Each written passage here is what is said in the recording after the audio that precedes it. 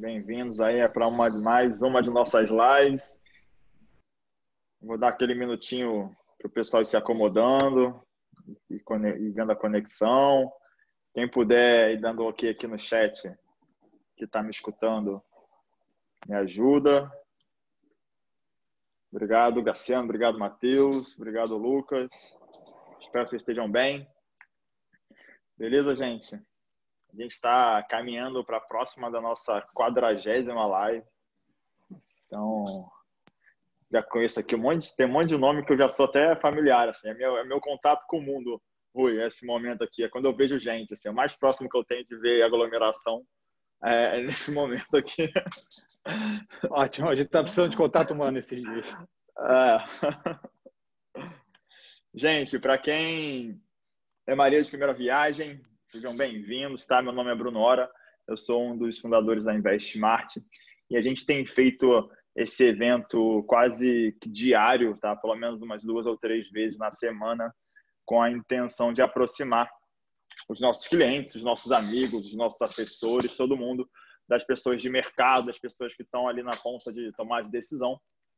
E a gente costuma convidar as assets que a gente tem alocação, que a gente tem mais proximidade, as casas que a gente é mais próximo, para vocês entenderem um pouquinho da outra ponta, né? Normalmente o cliente ele fica muito, ele vê o nome dos fundos, ele vê o nome dos bancos, ele vê a carteira dele, que o assessor dele lá na InvestSmart fez lá na primeira, na segunda, depois de 3 ou 4 reuniões, mas nem sempre ele tem a sensibilidade de saber exatamente o que aquele fundo ou o que aquele nome representa, quem é aquela casa ou quem são as pessoas por trás daquele nome. Então, talvez esse seja o principal motivo das nossas reuniões. Tem dado super certo, os feedbacks estão ótimos, depois ficam todas salvas no YouTube. Então, se você perdeu o início, ou teve que sair um pouco antes, ou quer passar para algum amigo seu porque você gostou do tema, tem o canal da InvestSmart XP, lá tem todas as nossas lives, todas essas quase 40 que a gente já falou. A gente teve uma série de convidados aí, altos papos assim, de mercado. É legal que você vai vendo o cronograma das lives, você vê desde o início, quando a gente não sabia direito o que ia acontecer, que era a primeira semana de confinamento, até agora, mais de um mês depois, que a gente já entendeu um pouquinho do que se passa, entendeu um pouquinho de como está o mundo. É óbvio que as incertezas continuam, porém, com alguma clareza a mais do que a gente tinha um mês atrás. Hoje a gente tem um convidado ilustríssimo, tá? Eu vou pedir para ele se apresentar daqui a pouco. A gente trouxe a Quineia para cá. A Quineia é uma asset que eu particularmente já conheço há muito tempo, porque eu trabalhei no Itaú. Eu fui gerente de Itaú por alguns anos, lá para 2010, assim, já tem uma década. Isso, então a gente sempre ouviu falar da Quineia, dos fundos imobiliários, dos fundos de ações da Quineia. É uma casa muito famosa que hoje faz parte do grupo Itaú. E o Rui, que é o gestor de Global Equities, que toma conta de toda aquela parte da gestão dos fundos da Quineia, que envolve ações dentro e fora do Brasil, ações globais. Ele veio bater esse papo com a gente e a gente vai falar muito do cenário global, do cenário Brasil, das alocações que a Quineia faz. É uma coisa que para a gente é um dado valiosíssimo. E para começar, Rui, eu gosto muito de pedir para que você se apresente, porque é um pouco do que eu falei no início. As pessoas, elas enxergam a Quineia lá, enxergam os fundos de ações, os fundos de multimercados, mas acho que da porta para dentro eles não têm noção mais quem é quem, o que acontece. Então, se você puder contar um pouquinho da sua história mesmo e falar um pouco da Quineia também, para aproveitar, porque obviamente as histórias se misturam, eu acho que é um bom start aí para a nossa live, para a nossa horinha aí de ensinamentos. Muito bem-vindo e muito obrigado, inclusive. Muito obrigado a vocês, um prazer enorme estar falando com vocês nesses tempos aí de home office. Prazer enorme. Deixa eu me apresentar, meu nome é Rui Alves, tá? Eu sou um dos gestores dos fundos da Quineia. Nós somos hoje uma equipe nos fundos multimercados, uma equipe de 8 gestores, né? Eu tomo conta da parte de ações globais. A gente tem dentro da Quineia várias expertises, várias áreas, gestores responsáveis por ações Brasil, por ações fora do Brasil, gestores responsáveis por renda fixa, moedas. Então, somos uma equipe de 8 pessoas, né, nos fundos líquidos, 8 gestores. e dividimos o mundo entre a gente, tentando trazer uma expertise, né, em áreas diferentes e tentando combinar essas expertises num portfólio que faça sentido, né, para os nossos clientes, né, dentro de uma filosofia de risco, de preservação de capital e diversificação, né, porque a gente sempre fala, né, o único almoço grátis que você tem no mercado financeiro é a diversificação, né, e a gente tenta trazer isso dentro das nossas áreas de expertise. Só falando um pouco de quem eu sou, né, trabalho com o mercado de ações global já faz quase aí 25 anos.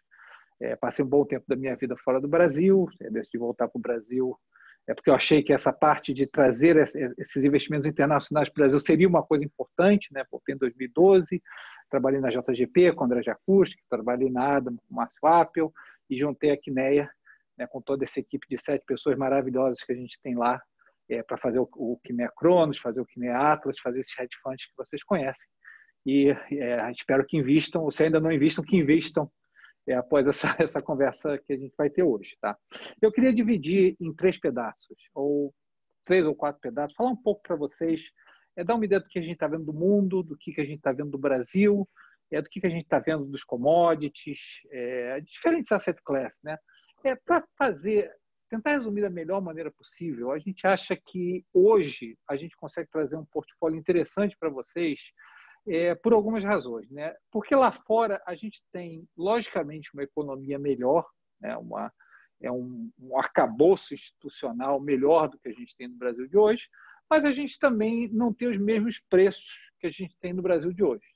Então, lá fora dá para a gente trazer muita coisa interessante para vocês, que talvez não tão baratas como a gente as vê hoje no Brasil, mas são ativos de muita qualidade, ativos que de outra maneira a gente não teria acesso. Por exemplo, a gente gosta muito do setor de saúde lá de fora, né, dos Estados Unidos, indústria farmacêutica, indústria de biotecnologia. Tem várias coisas em tecnologia que a gente gosta lá fora, tá? Talvez não as coisas mais populares, embora a gente goste de alguma das populares, mas muita coisa que talvez não seja tão popular, talvez vocês não conheçam, mas coisas que não existem no Brasil, né? Tecnologias que não existem no Brasil. Gostamos de coisas na China, gostamos de Alibaba na China. Tá? Outra coisa que a gente não teria a oportunidade de encontrar uma empresa dessa aqui no Brasil, né? Uma empresa que mistura não só e-commerce, mas também esse universo de cloud computing com o universo de fintech, tudo numa empresa só, dominante no mercado chinês.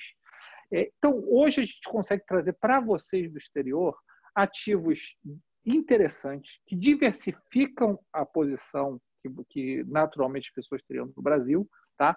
Mas talvez não no tipo de valuation, não no tipo de preço que a gente conseguiu no Brasil. Então, lá fora a mensagem hoje é o seguinte: eu consigo ativos de qualidade para vocês, tá? Mas a gente não consegue ao mesmo preço que a gente conseguiria nos mercados emergentes. Tá? Então, esse é um pedaço do quebra-cabeça. O segundo pedaço do quebra-cabeça que a gente consegue trazer para vocês hoje olhando o Brasil de hoje, a gente acha que, logicamente, estamos com problemas políticos? Estamos com uma crise financeira, não é? Aliás, uma crise médica no momento, antes de ser uma crise financeira, sim, certamente estamos. Mas quando a gente pensa se a gente começa a normalizar os preços do mercado, começa a olhar para eles fora dessa crise, num período de normalização, que a gente vai passar por um período de normalização após essa crise, já tem coisas que parecem bastante interessantes a nível de preço. Já tem coisas que a gente está preparado para dar exposição a vocês, tá? Tem coisas que a gente está esperando uma oportunidade melhor. Tá? Por exemplo, a gente acha que todo mundo vê a taxa Selic, onde é que ela foi parar no momento. Né? Já tem uma taxa Selic aí, quando você olha, todo mundo espera que o Banco Central corte novamente, a gente vai acabar com uma Selic abaixo de 3%, um nível patamar nunca visto antes. Mas se você olha para a taxa de 3 anos, né, na frente, você tem patamares de 8%. E a gente acha que não é realista, ou pelo menos do jeito que está precificado no mercado, que é muito juro real e pouca inflação, a gente não acha que seja realista. A gente acha interessante dar exposição a essa taxa longa, tá? Não só no Brasil, mas outras geografias. A gente olha para o México, por exemplo, acho interessante dar exposição a vocês, aplicar nessa taxa longa, né, na expectativa que normalize. As pessoas perguntam muito, mas você não vai ter uma crise financeira no Brasil e esses juros longos, na verdade, já não é o mercado dizendo que você vai ter problemas fiscais no futuro? Olha, se isso é verdade, que pode ser, tá? A gente esperaria que tivesse mais expectativa de inflação e menos expectativa de juros reais. Porque, no final das contas, o Brasil deve na sua própria moeda, deve em real. E os países que devem na sua própria moeda, eles não quebram, eles não default, eles geram inflação. Então, se a gente tivesse um juros reais negativo projetado para frente, uma implícita alta, a inflação implícita alta, juros reais negativo, a gente poderia concordar com o mercado. Mas nesse nível que está hoje, vis-à-vis a inflação implícita projetada, a gente acha que dar uma exposição para vocês aplicar nessa taxa mais longa, ao nível que está no momento, parece um trade interessante. De outra maneira, a gente acha o preço da bolsa normalizado interessante, tá?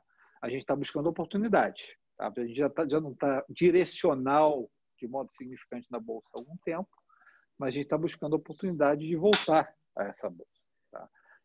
Logicamente, se você olhar o quanto a moeda andou, se pensar o quanto você tem o percentual de exportadores, empresas expostas a commodities que você tem na bolsa no momento, a gente acha que essa bolsa normalizada pode gerar um retorno interessante. Da mesma maneira, você olha para a moeda, que é outra posição que a gente ainda não tem significante no momento.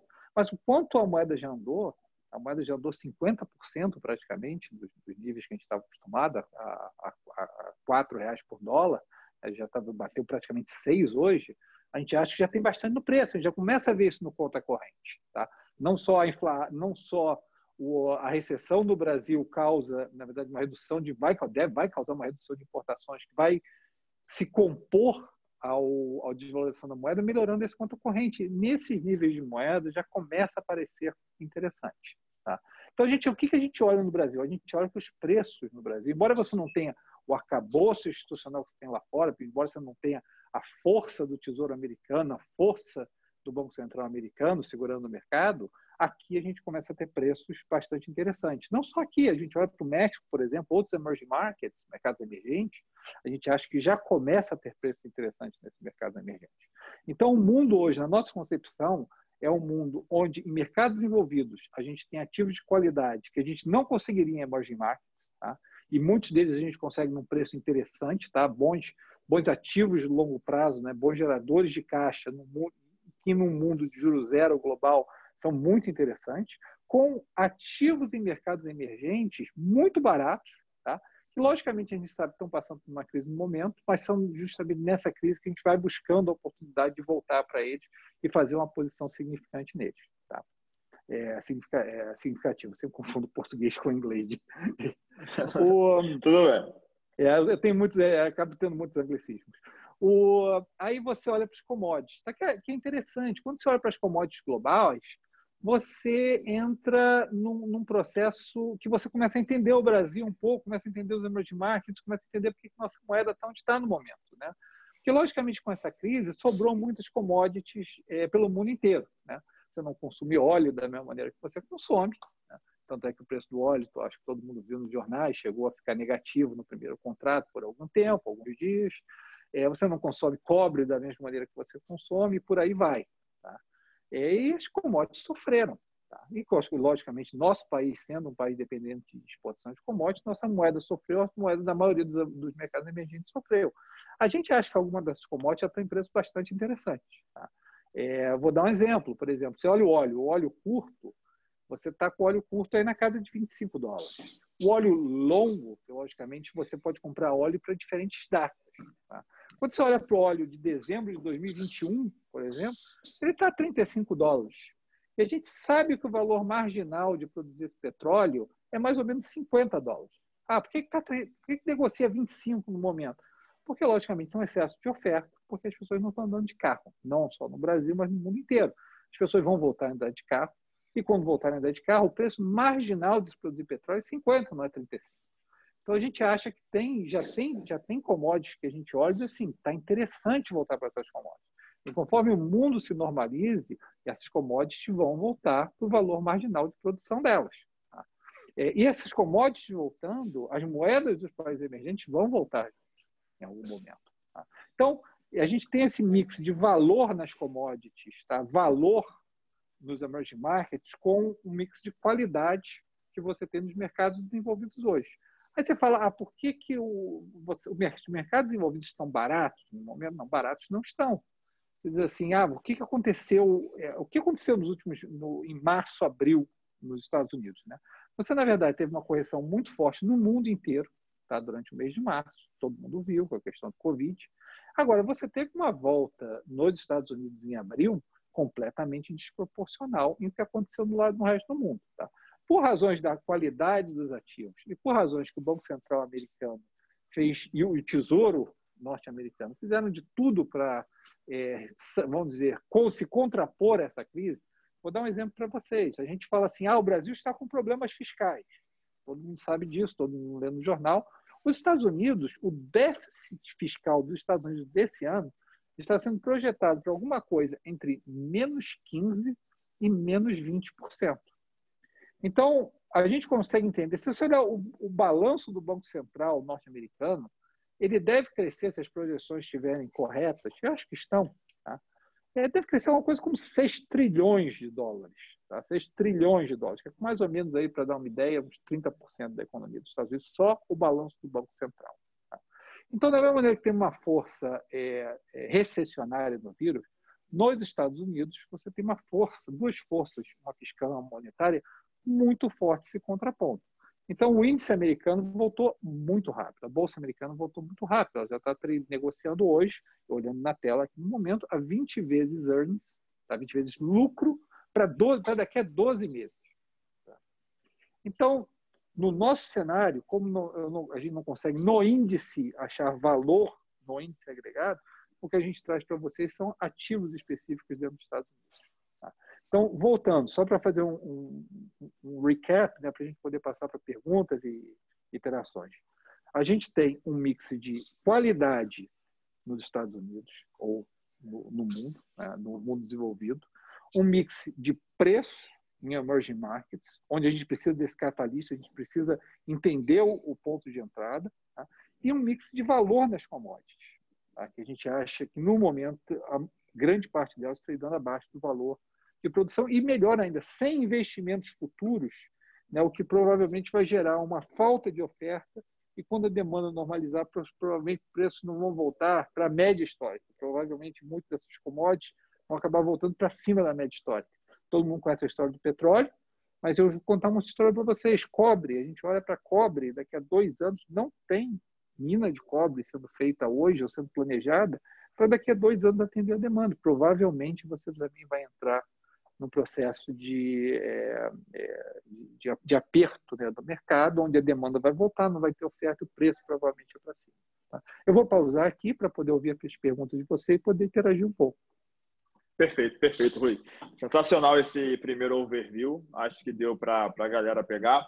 Eu queria já ir avisando, gente, perguntas sobre, já deu para ter uma panorama. Ações globais, commodities, juros globais, bancos centrais, etc. Usem nosso chat, tá? Aproveitem aí a expertise do Rui para a gente explorar bastante. Eu já separei aqui as primeiras perguntas e aí eu fiquei muito curioso quando você falou da Alibaba, que eu penso assim, como deve ser difícil o trabalho de um gestor de ações globais, né? Porque primeiro que é muita coisa para olhar e depois que, além de ser muita coisa para olhar, é muito heterogêneo os lugares onde olhar. E aí quando você pensa em China, em Alibaba, eu já tenho um pouco até de medo, assim, um pouquinho de como é a relação com dados do mercado com a China, tanto em dados governamentais como em dados do mercado privado. Mas eu não vou perguntar de China agora ainda, vou perguntar sobre o processo de análise. Como é que é o processo de análise para você e para o time de análise escolher uma ação no meio desse universo de tantas empresas, tantas bolsas, tantos mercados e tão heterogêneos? Assim, se você puder contar um pouquinho de como é o processo de tomar de decisão e, melhor ainda, dizer se ele mudou de março para cá. Então, assim, mudou alguma coisa no processo de decisão ou na forma de análise de lá de março para cá, de como era antes? Acho que já é uma pergunta para abrir para outras aqui. Tá, ok. Deixa eu responder isso para você. A coisa principal, eu acho que de qualquer mercado ou de qualquer ativo que você vai fazer, não somente Global Equity, que é o que eu faço, mas qualquer ativo que o investidor se propõe a olhar, né, a investir, é experiência e expertise. Tá? É foco, tá? Experiência e expertise. Conhecer a sua asset class, conhecer o que você está fazendo. E sempre que os garotos novos entram, as pessoas novas chegam ao investimento, A primeira coisa que eu falo para eles é, olha, eu já passei por que vocês passaram, tá? Eu sei que quando eu comecei, eu achava que sabia também, mas investimento é uma coisa que precisa de, eu acho, tá, de 10 a 15 anos para você começar a entender o que você está fazendo numa certa asset class. Tá? E talvez, provavelmente, faço isso há 25 anos e ainda não... Todo dia eu acordo de manhã, olho novamente e digo, me pergunto se eu realmente sei o que eu estou fazendo, se eu ainda tenho, logicamente, a forma física, vamos dizer, necessária para olhar para aquela asset class, encarar aquela asset class e lutar. Porque as pessoas têm, isso é interessante, as pessoas têm a visão do gestor como se o gestor fosse uma pessoa intelectual. Né? Você senta, não estou dizendo que o gestor não seja, tá? Mas que você senta na sua cadeira, você olha para uma série de números, né? Você cria equações, daquelas equações saem grandes investimentos. Também é parte do trabalho. Também é parte do trabalho. Grande parte do trabalho é um trabalho é um trabalho de guerra. Tá? Existem outras pessoas no mercado. O mercado é uma área competitiva. Tá? Existem várias pessoas que estão tentando fazer melhor do que você faz a cada momento. E a única maneira que você tem é você conhecer o que você faz, conhecer por muitos anos e manter um processo estável durante todos esses anos. Porque eu não sei, se eu mudar o meu processo, respondendo a sua pergunta, a gente mudou a maneira que a gente vê as ações, não posso mudar. Porque se eu mudar o processo, a gente mudar a maneira de ver as ações, eu não sei mais qual seria o resultado. Porque eu sei o resultado que nós tivemos, que eu tive em 25 anos fazendo o que eu faço, seguindo um certo processo. Tá? Então, esse processo é fundamental. Na Kinea, a gente tem um processo muito forte, é uma casa muito... dentro desse processo, uma casa muito intelectualizada, muito técnica, muito intelectualizada. São 8 pessoas muito experientes, gestores muito experientes nas suas asset classes. E perguntando, como é que a gente faz isso em ações globais? Conhecendo e olhando o mesmo grupo de ações por um período muito longo de tempo. Tá? O que eu faço, por exemplo, eu te dou um exemplo particular meu, eu conheço um grupo de 100 ações, tá? Só para você ter uma ideia, ações globais líquidas, eu poderia estar dando com 3 mil. Tá? Eu conheço um grupo de 100 ações, que deve estar por volta de 10 indústrias, que eu conheço bem. Tá? E eu olho esse mesmo grupo de 100 ações, essas mesmas 10 indústrias, por um período de 20 anos. Tá? De vez em quando você conhece uma ação nova, tá? Você traz uma ação nova para esse universo, você começa a entendê-la melhor, você passa algum tempo olhando ela para entender exatamente como é que ela se comporta, e você gradualmente se sente confortável de trazer essa ação para esse universo ou não. Tá? Mas para você fazer qualquer asset class, seja ela, as pessoas dizem assim, vamos fazer juros no Brasil, vamos fazer ações, qualquer, independente, não é a geografia, é a expertise. É você saber o que você está fazendo e você conhecer aquele universo de ativos. Então, o que mudou com essa crise para a gente nos ativos? Nada, a gente continua olhando para os mesmos grupos de ativos. Só que a gente sabe que dentro dessa crise abriu uma série de oportunidades lá fora. Vou dar um exemplo para vocês, tá? que fala muito com o que vocês veem no Brasil. Os bancos aqui no Brasil caíram muito. Os bancos aqui no Brasil caíram mais de 60%. Os bancos lá fora caíram muito. Os bancos lá fora caíram 40%, 60%, dependendo do banco. JP Morgan caiu 40%, o Wells Fargo caiu 60%. Então, eu olho esses bancos há 20 anos. Então, eu tenho que olhar para eles. Eu vi eles em 2008, tá? Eu vi eles em 2000, na crise de 2000, na crise de 2008. Você sabe mais ou menos o que esperar deles. Tá? Então, a gente, dentro desse processo, vai olhar e vai dizer, bom, olhando o JP Morgan, por exemplo, olhando o que a gente lembra da crise de 2008, o que ele fez, olhando da crise de 2000, é um investimento sound, bom no momento, sim ou não? Mas é expertise, é fundamentalmente expertise, saber suas limitações. Como é que você faz ação global? Você tem tanta coisa para fazer, é a principal coisa no mundo. Eu li uma frase essa semana sensacional, que no passado o poder das pessoas estava com a informação. Né? Porque a informação era difícil de chegar até você. Então, se queria informação do que estava acontecendo na China ou na Nova Zelândia, onde quer que seja, era difícil conseguir essa informação. Então, quem tinha informação tinha o poder. Hoje a coisa inverteu, porque a informação flui tão fácil pelo planeta que não é mais ter a informação, é saber o que você ignora.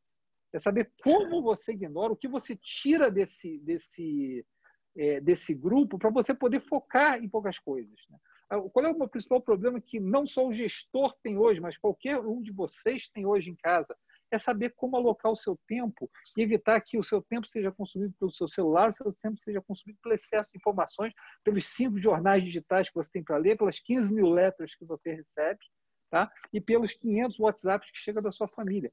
Então, a principal coisa para o gestor global é saber o que ignorar, saber onde focar e, nesse foco, ter anos de experiência fazendo a mesma coisa para entender como aquele ativo reage em situações diferentes. Perfeito, Rui, perfeito. Eu até comentei isso numa outra live nossa sobre essa chuva de dados com a informação interessante. De 2019 até o final desse ano, foram e vão ser gerados mais dados do que já foi gerado em toda a história somada. Ou seja, é informação de tudo que é canto num volume absurdo, nunca visto. E talvez o mais preocupante, que aí eu falando em nome dos investidores pessoa física, é que o ruído ele ganhou um poder muito grande, né? Ele que era uma coisa restrita ao rádio corredor, que depois chegou nas redes sociais. Hoje você vê informação questionável em qualquer lugar, até em meios de comunicação que são conhecidos por credibilidade. Eventualmente você tem que fazer um double check ali para tentar ver se aquela informação procede ou se a forma que aquela informação é passada tem algum viés político. Hoje em dia, ter visão crítica sobre qualquer dado que se absorve, realmente, como você falou, é o novo ouro aí. É saber filtrar e usar bem as informações. Muito legal. Eu vou passar para a primeira pergunta, que é do Anderson, que sempre pergunta. Anderson, muito obrigado, por favor, continue. Dólar, moedas, dólar versus real, provavelmente. Qual é a sua opinião sobre dólar? A gente está vendo o negócio superando os R$ 6 aí. A gente sabe que que o Brasil não é tão ruim. Existe, na verdade, é um movimento em massa de desvalorização de moedas aí, de corte de juros, etc. E apesar de ser ruim, né, quando a gente pensa, não vou conseguir ir para a Disney agora, quando a gente pensa no que a gente está passando, não é tão ruim. Não tem avião também. Não tem nem avião para ir, então a decisão é fácil. É verdade. Dá um overview de moedas aí, dólar versus real para a gente, por favor, Rui. Tá, ok. Deixa eu dizer primeiro o que aconteceu no primeiro momento de qualquer crise. Tá? E essa crise não é diferente de nenhuma outra crise que eu vi na vida. Tá? No primeiro momento de qualquer crise, falta dólar no mundo. Tá? Por que falta dólar no mundo? Porque o dólar é a moeda funcional do mundo. E as pessoas, durante todo um ciclo econômico, tem sido ciclos de 10 anos, né? 1990, 2000, 2010, 2020, né? Foi exatamente na virada, praticamente na virada de cada década que a gente teve recessões nos Estados Unidos, falta dólar, porque durante esses 10 anos as pessoas se endividam em dólar. Tá? Dólar é a moeda funcional do mundo, né? Você precisa de dólar para trabalhar, né? Você precisa de dólar para comprar maquinário global, para comprar investimentos globais. Qualquer investimento que você precise para ser feito de modo global, ele acaba demandando dólar. Quando as pessoas se endividam em dólar, elas, na verdade, estão vendidas em dólar, estão short, elas vão precisar desse dólar para repagar a dívida delas. Quando você tem uma crise, o dólar desaparece, né? É fácil pensar isso, sempre que você tem uma crise, a moeda desaparece, né? E o dólar sobe, né? Quer dizer, os americanos tiram todo o dólar e trazem de volta para casa, né? Quer dizer, vendem os investimentos no exterior e repatriam o dinheiro, e os estrangeiros que precisam do dólar não têm acesso a esse dólar. Então, qualquer crise, se você olhar 2008, se você olhar 2000, toda a crise global foi acompanhada de uma subida do dólar, pelo menos nos primeiros momentos, primeiro mês da crise. Agora, o que acontece no segundo momento? Em 2008, tá? A gente aprendeu uma coisa, o Fed aprendeu a dar linhas de dólar, né, para o mundo inteiro. Ele não fez diferente dessa vez. Ele deu linhas de dólar. Por que o dólar chegou a 6 no Brasil, tá? Olhando aqui 24 no México? É só porque o Fed deu essa linha. Se o Fed não tivesse dado essa linha, o dólar tinha varado 7, 8, 9. Tá? Então, porque no primeiro momento falta dólar. Agora, no segundo momento, tá? Que você parte de uma fase de depressão ali inicial, né? Recessão inicial, para uma fase de reflação, né, global, que em algum momento a gente vai começar a viver, né? Esse vírus não vai durar para sempre, você começa a sobrar dólar, né, no mundo. Por que começa a sobrar dólar? Porque você faz esse movimento, o Fed injeta dinheiro na economia, o Tesouro injeta dinheiro na economia, né? Você tem as linhas de crédito do Fed, né? Aquilo tudo se normaliza. E, em algum momento, a coisa reverte ao contrário. Você começa a ter muito dólar, né? Vou te dar um exemplo. Eu falei no começo. A gente fala que a situação do Brasil está difícil. Então, eu te digo assim, ó, tem um país, que não é o Brasil, que vai ter de 15% a 20% de déficit fiscal esse ano. E um país que está imprimindo de moeda mais ou menos 30% do seu PIB pelo Tesouro, pela relação Banco Central-Tesouro esse ano. Vai dizer assim, poxa, eu não quero investir na moeda desse país. Esse país está com uma crise fiscal enorme. Vai quebrar. Aí você vai quebrar, esse país vai quebrar. Agora, esse país é os Estados Unidos, na verdade. Né? Criou durante décadas uma reputação de bom pagador, pelo menos da sua própria moeda.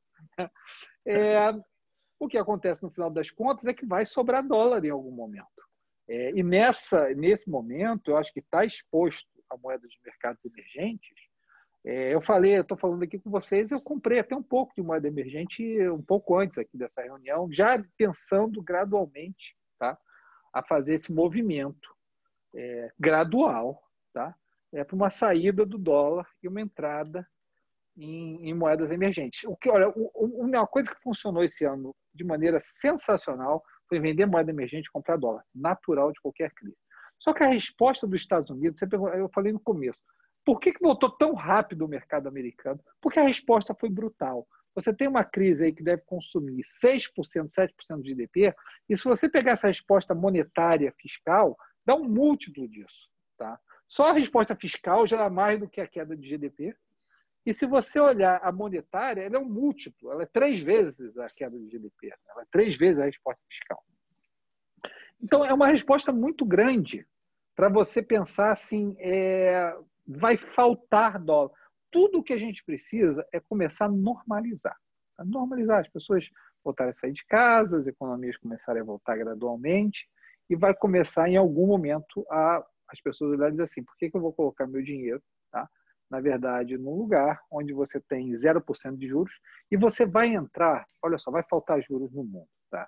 Deixa eu dizer, esse processo eu já vi a minha vida inteira, toda a minha vida de investidor, desde que eu comecei, foi juros desaparecerem. Quando eu comecei a me entender como gente e olhar o mundo, tá? Existia uma pessoa do Banco Central americano que entrou, chamada Paul Volcker, e ele colocou os juros dos Estados Unidos perto de 14%.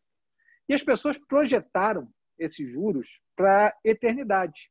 Tá? Projetaram que um bonde de 10 anos deveria pagar 14% de juros. Daquele ponto ali que eu me entendi como gente, investimento, daquele ponto os juros só desapareceram. De 1990, a partir de 1990, os juros começaram a desaparecer do Japão. Tá? Em 2000 já não existia mais juros no Japão. Em 2000, os juros começaram... 2010, os juros começaram gradualmente a desaparecer da Europa. E de 2010 a 2020, os juros desapareceram. E dessa vez, os juros desapareceram dos Estados Unidos. Tá? E se você perguntar a minha expectativa, da mesma maneira que eles nunca voltaram na Europa, nunca voltaram no Japão, é bem capaz que nesse ciclo eles não voltem nos Estados Unidos. Tá? O que faz... Você vai dizer assim, poxa, eu realmente quero colocar meu dinheiro nesse país que vai ter 10% de déficit no ano que vem, que vai ser o déficit fiscal do ano que vem nos Estados Unidos, não é desse ano, esse ano é menos 15, é menos 20. Tá? Lembra que antes da crise, o déficit fiscal dos Estados Unidos era perto de 4,5%.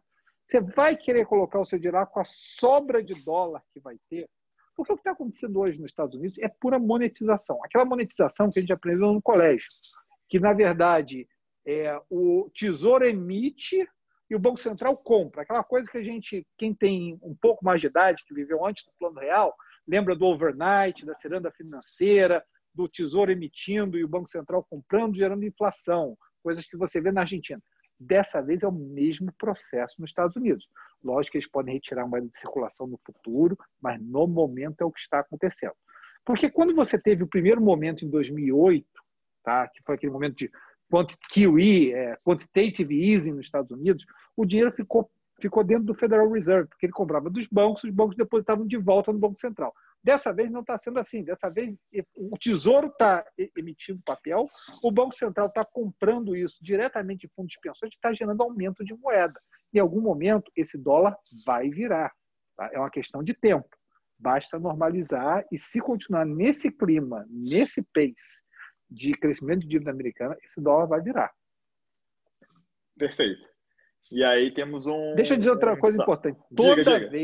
toda a crise que eu vivi na minha vida no Brasil, que eu olhei para o Brasil, desde daquela crise do Lula, em 2003, como meus amigos me ligam, dizendo que é para tirar dinheiro do Brasil, tá?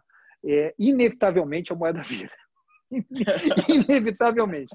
Quando eu começo a receber ligação que tem que tirar dinheiro do Brasil, inevitavelmente a moeda vira. Talvez dessa vez seja diferente para me provar errado, mas é inevitável. Quando ligam, é o momento que eu começo a pensar em repatriar dinheiro.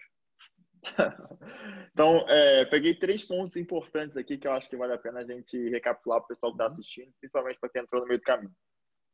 Primeiro, os juros vão desaparecer do mundo. Então, isso é uma coisa... Já desapareceram, né? Talvez. Já desapareceram. A questão é só não voltar, desaparecer e desapareceram. Por isso que 8% no Brasil é tão interessante, entendeu? Quando você olha a curva longa brasileira, você poder investir ainda ou as Bs ou a curva longa, você olha e diz assim, gente, ainda tem juros no mundo em algum lugar do mundo. Olha, as pessoas disseram assim, deixa eu dizer, isso é importante, as pessoas dizem assim, mas olha só, o Brasil está com problema fiscal. Quando o Banco Central corta, o mercado empina a curva e aumenta a curva longa, porque sabe que o Brasil está com problema fiscal. Gente, o Brasil deve na moeda dele, tá? Deve em real. O Brasil não deve em dólar. Tá? Se, na verdade, o Brasil ou os Estados Unidos tiverem problemas de não pagarem sua dívida no futuro, tanto o Brasil quanto os Estados Unidos, que devem sua própria moeda, vão emitir mais moeda. Tá? E vai emitir mais moeda, vai gerar inflação. Se gerar inflação, vai ter juros real negativo. Tá? Isso que deveria, se você está preocupado com o Brasil fiscalmente, isso que você deveria estar precificando. Deveria ter uma inflação implícita alta e o juro real negativo compondo 8% que fosse. Mas não é isso que o mercado está fazendo. O mercado está dizendo que o juro real sobe. Tá? E mantendo a implícita mais baixa. Não parece razoável. Não é assim que um país que deve em sua própria moeda funciona.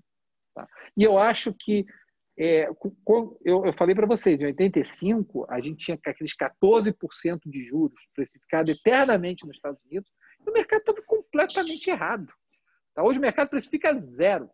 E provavelmente está errado novamente nos Estados Unidos. Tá? Agora, a gente dizer que o mercado está... Eu pessoal, não acho que o mercado está certo por 8%. Eu acho que vale uma aplicação. Perfeito.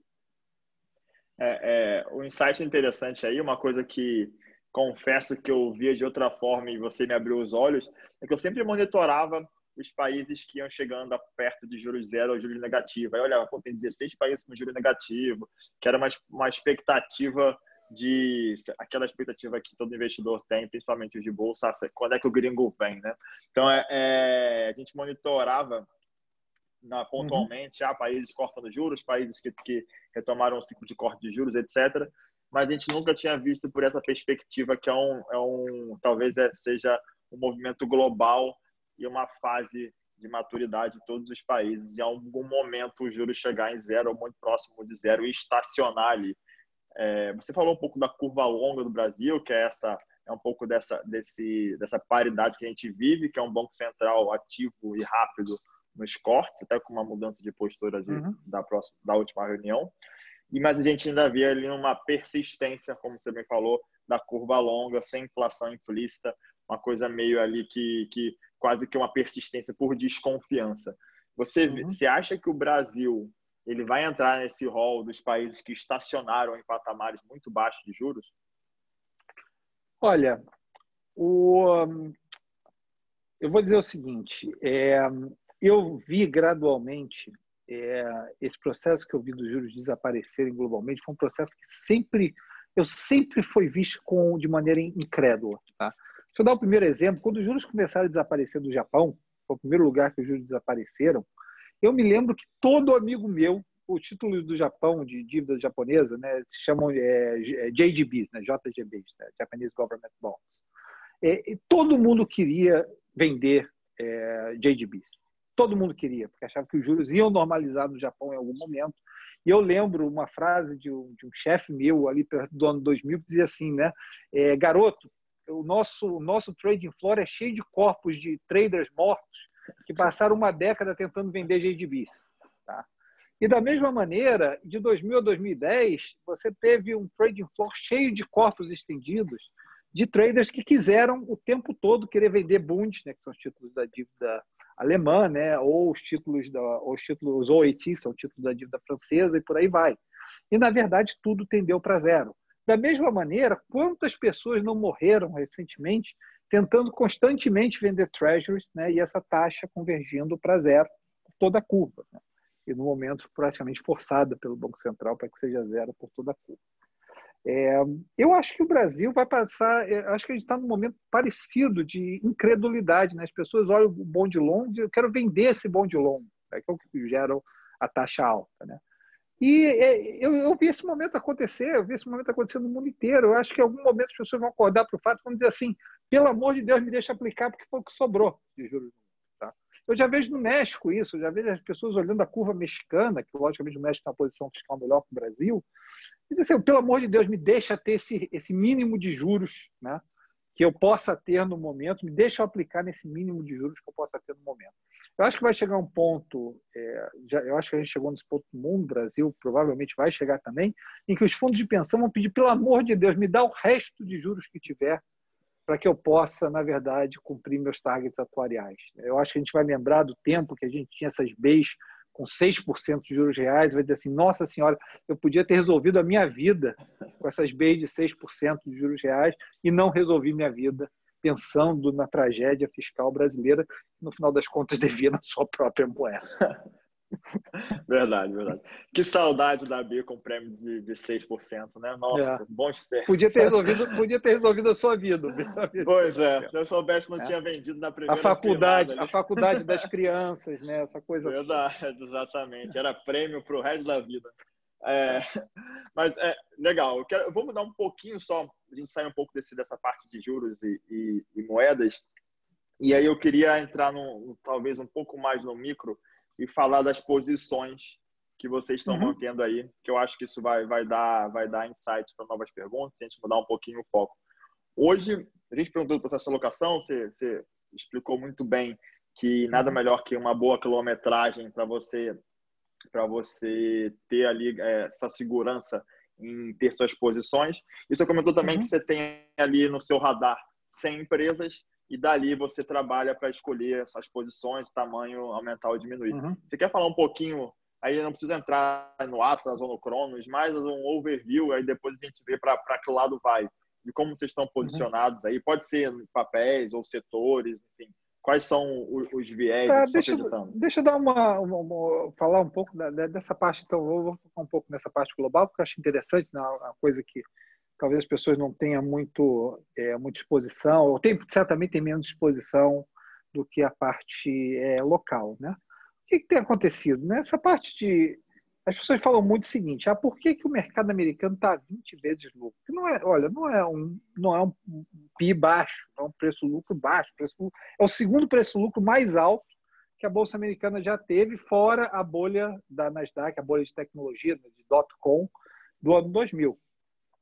Por que está nesse nível? Né? Você tem uma economia que as pessoas confiam, na verdade que o próprio Warren Buffett disse na conferência dele recente, né, anual da Berkshire Hathaway, ele disse I trust in America, I have trust in America. Eu confio nos Estados Unidos. E as pessoas confiam nos Estados Unidos, eu confio nos Estados Unidos, né? Eu sempre digo, graças a Deus que existe os Estados Unidos no mundo, né? Desde a Primeira Guerra Mundial ali, para salvar o mundo de tantos problemas, para salvar principalmente a Europa de tantos problemas que a Europa se colocou durante o século XX, no começo do século XXI. É uma grande nação, as pessoas confiam nos Estados Unidos. É uma economia que tem entregue, né? É tudo que é esperado dela, principalmente esse processo de tecnologia que os Estados Unidos entregou nos últimos 10 anos, absolutamente fantástico, né? Com todas o que eu chamo as Fab Fives, né? As 5 fabulosas, né? Microsoft, Apple, Facebook, Google e Amazon, né? As 5 fabulosas empresas americanas. Os Estados Unidos têm entregue, então tem esse lado, né? Essas 5 empresas já são 20% do S&P. E tem, logicamente, essa questão dos juros muito baixos e não ter alternativa de juros no momento. Mas dentro desse ambiente, o que a gente gosta, tá? A gente gosta, eu vou falar de tecnologia por último, tá? Porque é a parte mais óbvia, a parte que, logicamente, é difícil falar mal dessas empresas. Mas a gente gosta da parte de saúde, tá? Nos Estados Unidos. Tem disposições ali que eu não conseguiria dar para o investidor brasileiro se não fosse nos Estados Unidos ou na Europa, né? as grandes empresas farmacêuticas, a busca da vacina do Covid, as grandes empresas de biotecnologia, uma delas até que gerou esse medicamento que você deve ter ouvido falar, né, chamado Remdesivir, que está sendo usado hoje para o Covid, né? Logicamente, no meio de uma crise de saúde, mais dinheiro vai para a saúde. Eu acho que é inegável a gente pensar que os próximos anos são anos em que as pessoas acordaram para a questão da saúde, mais dinheiro vai ser investido em saúde no mundo inteiro, não só no Brasil, acho que no mundo inteiro. E você tem um setor nos Estados Unidos com exposições, né, de medicamentos que você não tem no resto do mundo, né, principalmente na área de biotecnologia. Então, a gente gosta de ter essa exposição. A gente gosta da parte sensível à taxa, tá? Então, a parte de utilities a gente gosta. Empresas, imagina, o setor de utilities está com 3,5% mais ou menos aí de dividend yield, né? E você pensa que o 10 anos dos Estados Unidos está 0,7% aqui na tela. Você tem quase 3% de diferencial para o setor de utilities americano. A gente acha interessante, tá? A gente gosta do petróleo longo, falei com você. Tradando na tela aqui no momento a $35,10, a gente acha que no mínimo vale 50. Ouro pode ser um pouco de lugar comum no momento, mas no mundo em que você está num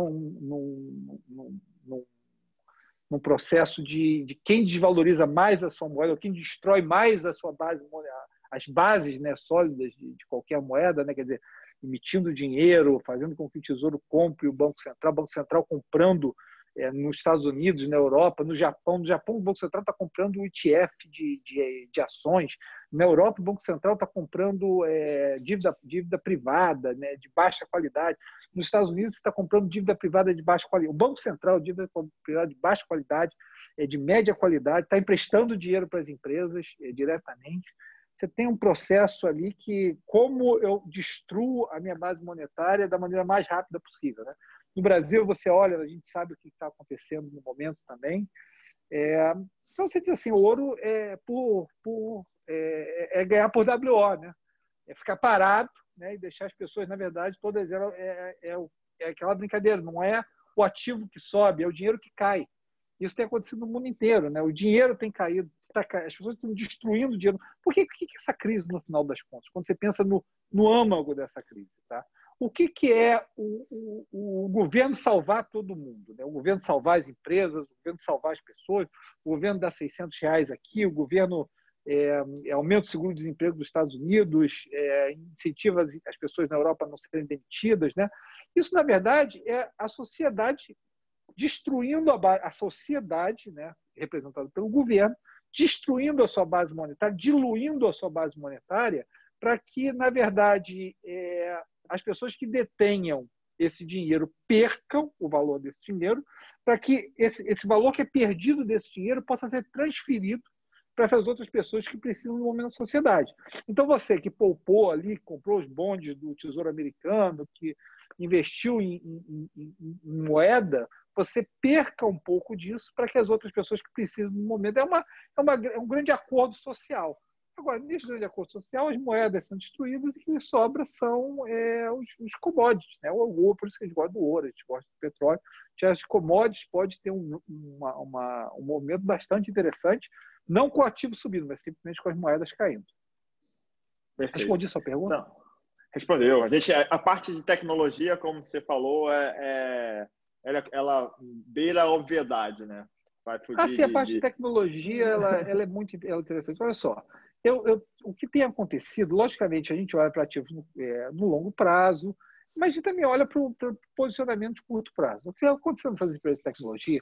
Essas empresas de tecnologia, eu falei dos Estados Unidos enquanto nação, que graças a Deus no mundo, os Estados Unidos existe o mundo da maneira que ele é, com a segurança que esse mundo tem, né, com a estabilidade que esse mundo tem, com as instituições que esse mundo tem, né? Grande parte eu me lembro de uma frase do Caetano Veloso que eu acho maravilhosa, de uma música dele, que ele diz: grande parte da alegria do mundo depende dos Estados Unidos. E realmente depende, né? A gente vai aos Estados Unidos para se divertir, né? Grande parte do entretenimento do mundo americano, essa tecnologia que eu estou falando com você, com as pessoas em casa no momento, ela é americana, tá? A segurança militar do mundo, ela é americana. Mas da mesma maneira que os Estados Unidos existem como nação, essas 5 empresas existem, graças a Deus que essas 5 empresas existem, graças a Deus que a Amazon existe, graças a Deus que a Microsoft existe, nós não estamos tendo essa conversa aqui, ou que a Apple existe, que é via Microsoft e Apple que nós estamos tendo essa conversa, né? E que a Google e Facebook, que a Google responde todas as nossas perguntas e que a Facebook, na verdade, mantém contatos com pessoas, principalmente nesses momentos difíceis de quarentena. Tá? Então, graças a Deus, essas empresas existem. Só que, no momento, talvez elas estejam um pouco superalocadas. Acho que todo mundo foi para lá muito rápido. Tá? Então, eu acho que tem uma oportunidade mais interessante no curto prazo, fora delas, mas sempre com o pé nelas, porque elas são, no final das contas, elas são vencedoras de longo prazo. Perfeito, perfeito. Ficou claríssimo. Eu queria perguntar, eu sempre pergunto isso para os gestores que a gente recebe, e aí queria que você dissesse para a gente uma lição que você aprendeu dessa crise, que eu imagino que nos seus 25 anos de mercado você viu diversas crises, 2008, tanto as externas quanto as internas, quanto as globais. Mas se você pudesse deixar para a gente uma lição aprendida na crise. Inclusive, se você preferir, pode ser uma lição que não envolva nem ali o core do seu dia a dia, uma lição aí pode extrapolar os campos da nossa pauta. Para que a gente, assim, para que o pessoal escute e entenda também, que aí depois eu vou fazer uma outra pergunta que vai ter a ver com ela. Eu queria responder eu responderia essa pergunta não do ponto de vista de investimento, tá? Porque toda crise, na verdade, tem um componente comum e toda crise tem um componente único, né? Para ela ser uma crise realmente, ela tem que ter um componente único, que é uma coisa que ninguém nunca espera, que as pessoas não esperariam, né? E essa crise teve esse componente único, ninguém nunca viveu a pandemia global, quem viveu estava em 1900, teria que estar aqui em 1918, eu acho que não tem muita gente viva que estivesse no mercado em 1918, que foi a gripe espanhola, né, a última grande pandemia, para contar para a gente, na verdade, como é que foi, para que a gente pudesse agir de maneira correta em 2020. Mas eu acho que a principal coisa que eu aprendi nessa crise, eu vou dizer, eu acho que eu aprendi que o ser humano é melhor do que eu esperava que o ser humano fosse. Tá? Estou impressionado com a coesão social global. Eu estou impressionado como é que as pessoas, o comportamento da sociedade, seja ela na Europa, nos Estados Unidos, principalmente no Brasil. Tá? Nós, brasileiros, a gente tende a depreciar a pátria, depreciar o que nós somos enquanto sociedade, né? Basta ver a quantidade de piada que fazemos com a nossa própria sociedade. Mas eu moro no Rio de Janeiro. Tá? Eu estou impressionado. Eu estou há 2 meses e meio nesse processo, né, de quarentena, e a coesão social que existe do lado de fora. Né? As pessoas se ajudando, vários amigos meus fazendo processos de cesta básica para as comunidades, as pessoas se cotizando, né? As pessoas se ajudando de modo geral, né? E vivendo dentro de uma harmonia, dentro de um período super difícil. Né? Isso eu vou ser sincero com você, eu não esperava. Se você me perguntasse 2 meses e meio atrás o que seria socialmente o Brasil depois de 2 meses e meio de uma quarentena, que as pessoas recebem muito pouco do ponto de vista do governo, né? Eu esperaria que a gente tivesse um caos social instalado. Né? E nós não temos isso, nós estamos passando por esse processo de uma maneira extremamente organizada. Me surpreende muito, surpreende na Europa com coeso, né? Você manter, porque na Itália você teve lockdown mesmo, você trancou as pessoas em casa, né? Sem direito delas saírem de casa. Né? Na China você trancou as pessoas em casa sem direito. Eu fiquei impressionado com a coesão, né? Quantas pessoas encararam isso de uma maneira positiva e em prol da sociedade, né? De alguma maneira. Eu fiquei impressionado. Verdade. Eu não esperava. E até a força da resposta fiscal, tá? Que você teve global, fiscal monetária global, mostra isso. Porque, na verdade, quando você tem vamos ser claros com isso. Tá? Quando você, no Brasil, você faz uma resposta fiscal do tamanho que está sendo feita, tá? Para um país que não podia fazer uma resposta fiscal desse tamanho, você está praticamente dizendo para mim, para você, tá? Para as pessoas em casa, para mim, tá? Que eu vou ter que pagar isso no futuro via impostos maiores, tá? Ou via inflação, ou alguma maneira. Mas quem vai pagar isso no futuro sou eu, você, as pessoas em casa, a sociedade vai pagar isso no futuro. Porque nós estamos nos cotizando no momento para ajudar essas pessoas. E nós vamos ter que pagar isso, voltar isso à sociedade em algum momento. Tá? Então, eu fico impressionado. Isso me impressionou muito. Ainda me impressiona. Legal, verdade. Uma excelente colocação. Eu esperava o apocalipse zumbi. O apocalipse zumbi não aconteceu. Pessoas correndo pela rua, quebrando vidro, igual o filme. Eu Que as esperava pessoas o quebram fim os do vidros das mundo. vitrines. Para o pessoal de mais idade, eu esperava um fim do mundo Mad Max, né? Não aconteceu, o pessoal foi para zero. É verdade. Ao invés de ir para 2000, é verdade. Para zero. Deixa eu aproveitar. Uma dica de um livro. Olha, uma dica de um livro. Tem livros maravilhosos, tá? Eu vou dizer, se está com tempo, se você está em casa e está com tempo, leia os russos, porque você não vai ter outra oportunidade na vida de ler os russos. Tá? Leia Tolstói, Dostoiévski, leia esses caras, porque você não vai ter duas oportunidades na vida de lê-los. Tá? Tem um livro maravilhoso, eu estava até recomendando hoje de manhã para uma pessoa que está em Nova York, trancada, chama Shantaran. Tá? É maravilhoso, um livro de 1000 páginas, tá? Mas é de uma história real, tá? Logicamente com um pouco de licença poética, de um assaltante australiano que foi preso numa prisão na Austrália e fugiu dessa prisão na Austrália. Foi a única pessoa que fugiu dessa prisão na Austrália, pegou um passaporte falso e foi parar na Índia. E conta a história dele na Índia, né, como fugindo, né, da polícia australiana. Esse livro é maravilhoso. Você não vai ter muito tempo na vida de ler um livro de 1000 páginas que não seja numa quarentena. Aproveita. Eu tenho lido vários audiobooks hoje em dia. Eu gosto muito de história militar, né, eu gosto muito de história de batalhas. Eu acho que as pessoas dizem assim, investimento é difícil. Difícil mesmo é guerra. Difícil mesmo é você estar ali, entendeu? No meio daquele porta-aviões, os bombardeios. Nesse momento que eu acho que o ser humano mostra a coragem maior. Né? E eu tenho lido muito livro de guerra. Se for ler leia Clausewitz, né? Que é um grande clássico prussiano, né? Fantástico. Leia Clausewitz, porque poucas vezes na vida você vai ter o tempo para isso. Vai ter oportunidade. Excelente dica. Então, eu confesso que eu nunca li um autor russo, mas eu vou pesquisar aqui. Se eu me embolar com o nome, leia qualquer um. Leia War and Peace, leia Ana Karenina. O Dostoiévski tem um maravilhoso de quando ele foi preso, eu esqueci o nome do livro agora, de quando ele foi preso na Sibéria. É um livro fantástico, a reflexão dele, né, preso ali na Sibéria, é fantástico. Perfeito. Eu queria aproveitar para falar para o pessoal que vocês ficaram aqui até o final assistindo. Uma coisa bem importante é o seguinte: os fundos da Quineia, elas estão na plataforma da XP, e se tiver alguma dificuldade ou quiser entender um pouquinho mais a diferença de um para o outro, o que um faz, o outro faz, pergunta para a gente, pergunta para o seu assessor da InvestSmart, que a gente tem acesso e tem a porta aberta lá com o pessoal da Quineia para tirar qualquer dúvida, tá? Então, vocês usem essa ferramenta, usem-nos nós aqui da InvestSmart.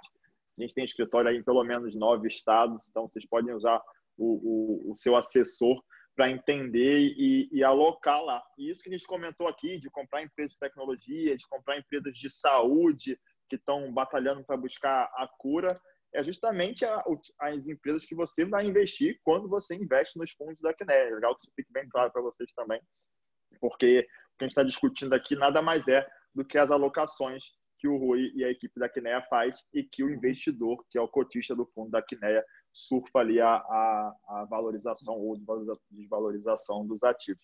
Rui, eu queria agradecer demais aí essa hora. Ainda tem uma última pergunta que eu guardei para o final, aí, que o pessoal gosta claro.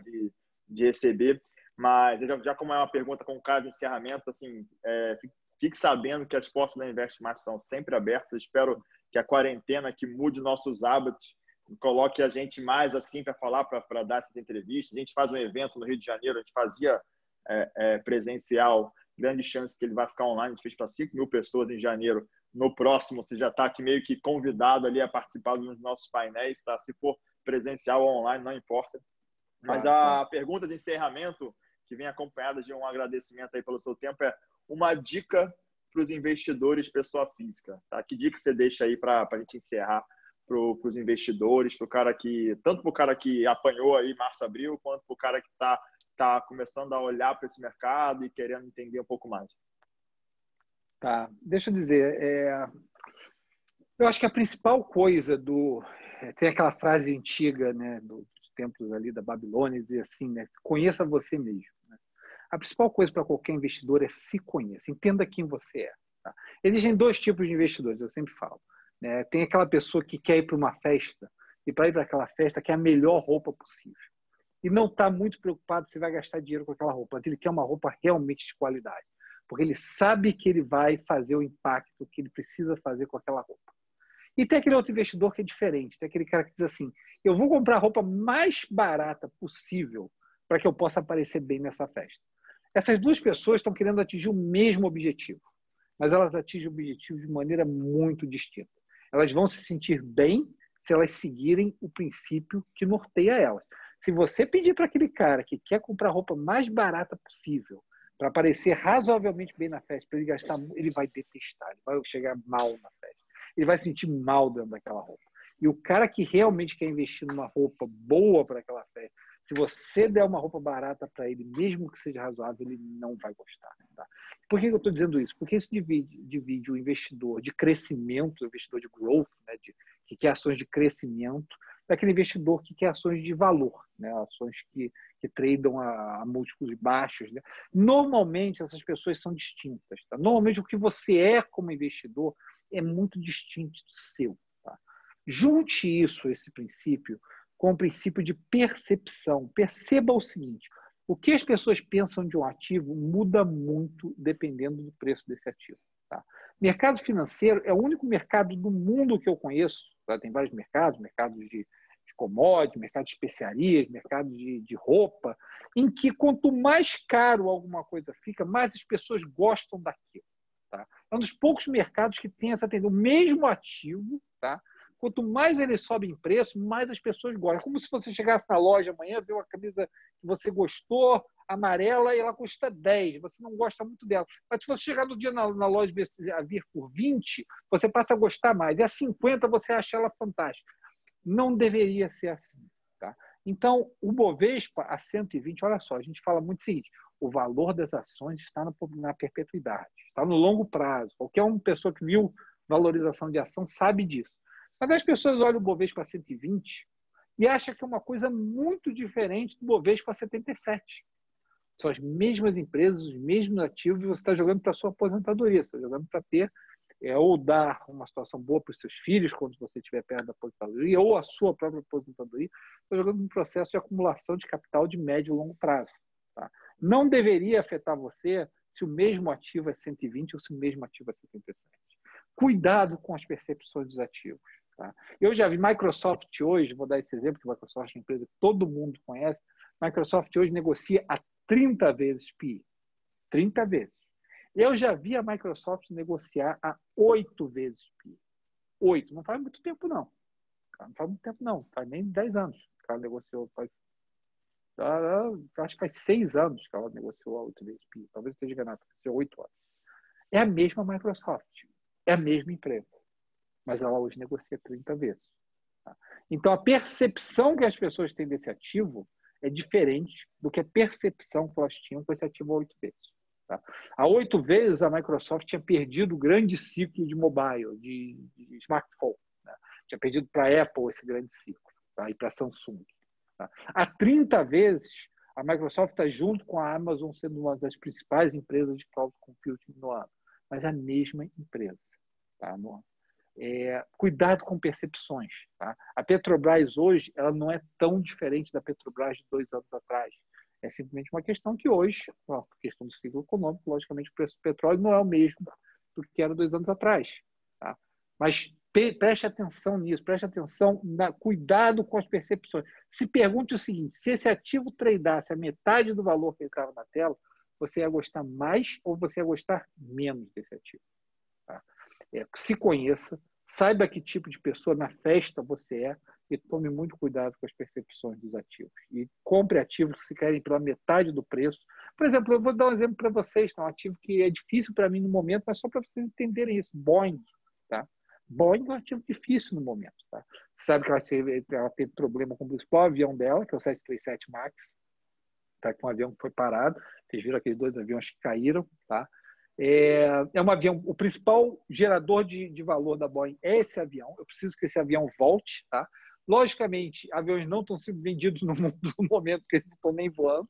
Tá? Mas é um duopólio global. É um duopólio que só existe ela e a Airbus. Você não quer voar num avião russo, você não quer voar num avião chinês. Se eu botar você num avião chinês, você vai sair correndo. Se eu botar você num avião russo, você vai sair correndo. Você quer voar ou de Boeing ou de Airbus. Tá?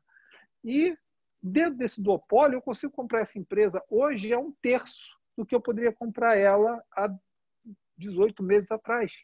Agora, eu sei que esse ativo, dando 1/3 do preço que ele estava anteriormente, eu quero essa roupa barata. Eu sei que eu posso ter que esperar 2 anos para essa roupa voltar a estar em voga, ela aparecer bem na festa. Mas é um risco que eu estou preparado para correr. E é um ativo que, se eu visse a metade do valor que ele está agora na tela, eu ia gostar mais dele, eu ia gostar menos dele. Perfeito, excelente dica. Rui, de novo, muito obrigado. Muito obrigado, pessoal, que assistiu aqui até o final. Assim, foi um prazer. Tá? Essa live fica gravada no YouTube, lá no nosso canal da InvestSmart. Tá? Uns pedaços delas também vão rolar no Instagram, nas redes sociais. Rui, brigadaço. Um bom finalzinho da semana para vocês. Espero que a gente possa fazer isso mais vezes. Tá? E todo mundo aí, que o pessoal da Kineg também está aí assistindo, eu queria agradecer. O pessoal da InvestSmart fica aqui pilotando o Zoom também, que eu não sei pilotar esse negócio. Galera, muito obrigado. Um abraço e até a próxima. Tá, joia? Um forte abraço, gente. Um abraço para vocês em casa. Tudo de bom.